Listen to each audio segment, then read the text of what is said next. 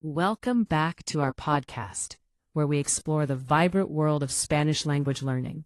Today, we're diving deep into the essentials of present verbs and how they can transform your conversations. That's right. To kick things off, let's talk about how verbs in Spanish change with the subject. For example, the verb hablar becomes hablo when I say I speak, hablas for you speak, and habla for he/she speaks. Exactly. This is a foundational concept that can really help learners articulate themselves more clearly. What has been your experience with these changes in verbs? I remember when I first learned it. It felt like a puzzle. Once I understood the patterns, everything clicked.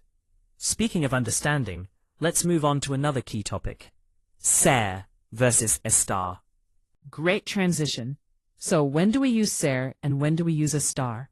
I like to think of ser as the go-to for permanent attributes, while estar is perfect for temporary conditions. Exactly.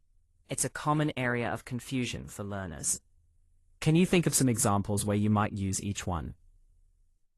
Definitely. For instance, I would say soy profesora to mean I am a teacher, which is a permanent state. But if I say estoy cansada, meaning I am tired, that's a temporary feeling. Perfect examples. Now, let's shift gears a bit and talk about shopping in Spanish. How do we ask about prices? It's as simple as saying, ¿Cuánto cuesta esto? Meaning, how much is this?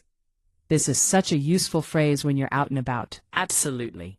And while we're at it, let's discuss travel Spanish. If you're looking for a hotel, you'd ask, ¿Dónde está el hotel? Exactly. Navigating a new city can be daunting, but knowing these phrases can make it so much easier. And speaking of navigation, how do we ask for directions? You would simply say, gire a la izquierda, meaning turn left. Such a handy phrase. It really is. All right, as we wrap up today's episode, what would you say are the key takeaways? We covered a lot. Remember how verbs change with subjects, the distinction between ser and estar, and some essential phrases for shopping and travel. Exactly. So listen, learn, and practice these phrases. And don't forget to join us next time for more Spanish learning adventures. That's right. Subscribe for more insights and tips. See you in the next episode.